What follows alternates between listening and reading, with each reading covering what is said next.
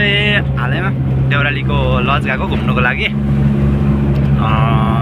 अस्ति जाँदा त बन्द थियो हो, अब अहिले चाहिँ अब खुल्ला हुन्छ कि बन्द छ त्यो त मलाई थाहा छैन, र गई चाहिँ हेर्छु।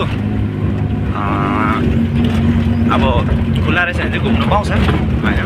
अब अस्ति चाहिँ बेलुकाखेरि गएको थिएँ, बन्द थियो। अब अहिले ट्राई गरौँ गएर होइन, जानु पस्नु पाएछ भनेदेखिलाई चाहिँ ठिकै छ। तर यताको बाटो चाहिँ पुरा अप्ठ्यारो छ, रोडा घारी र ढुङ्गा घारी मात्रै छ।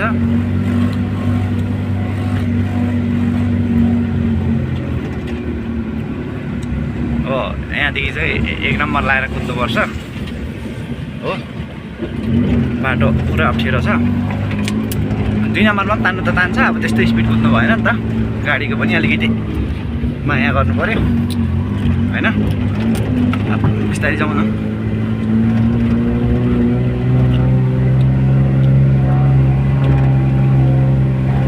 देउरालीको त्यो लजमा गएर हेरौँ है,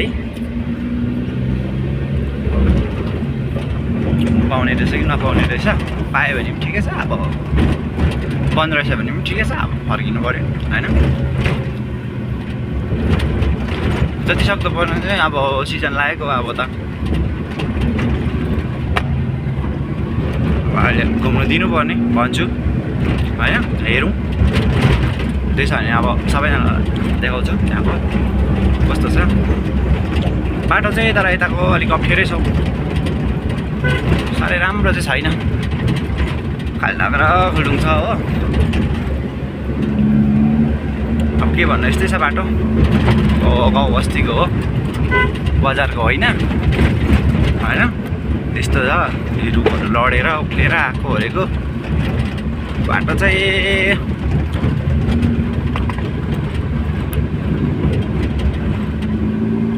यहाँदेखि चाहिँ अलिक राम्रो चाहिँ बाटो, यहाँदेखि अलिक मुन्तिरसम्म टुक्रे टुक्रे छ यहाँनिर चाहिँ बाटो कि। अब यहाँदेखि अलिक मुन्तिरसम्म राम्रो छ हो, फेरि त्यहाँदेखि उता त्यस्तै छ खाल्डाङ र खुल्डुङ।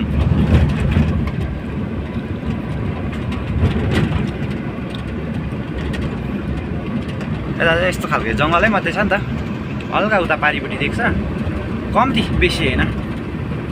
जङ्गलले गर्दा फेरि अब आइहाल्यो खाल्टाङ र खुल्डुङ्गी हो। अलिकति राम्रो भेट्छ, त्यहाँदेखि फेरि उता त्यस्तै हो।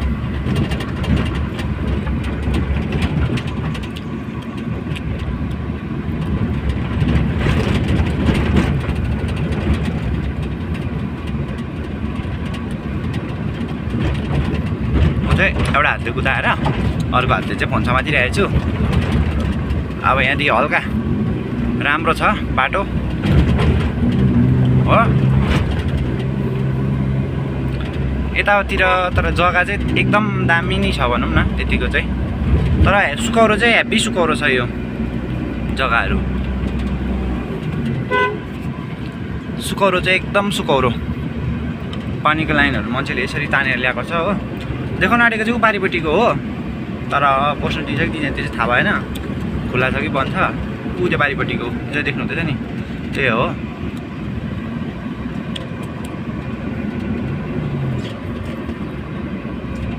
अब हेरौँ के हुने रहेछ, त्यो भने ठिकै छ। खुल्ला रहेछ भने त पस्नुला त्यसो हो। आम्मा खाल्टा चाहिँ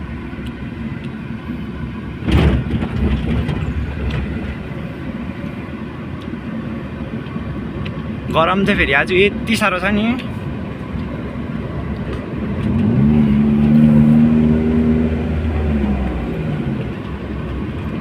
मलाई चाहिँ फेरि साइलेन्सर फाटिरहेको छ है गाडीको, छिटो हुन्छ कुदाउनु। पुरा 1 नम्बरमा चाहिँ उहाँ गर्छ, 2 नम्बरमा पुरा उहाँ गर्छ हो। अब टाल्नु पर्ने छ, यसलाई वार्निङ गरिदिनु पऱ्यो, साह्रै भयो बिचराको। चलाउने म मात्रै हो नि त फेरि, यो गाडी अरूले चलाउँदैन कसैले पनि। हुनु त मेरै पनि होइन यो गाडी, होटेलको हो। होटेलबाट यताउता जानुहरू चाहिँ दिन्छ यो गाडीमा।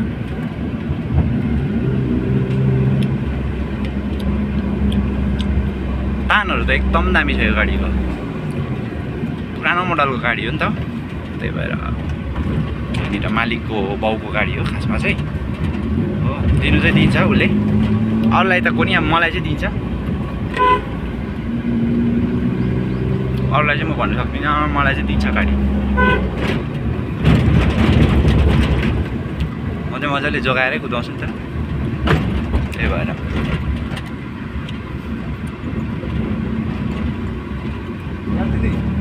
टुरिस्ट प्लेस हो त यहाँ चाहिँ खासमा।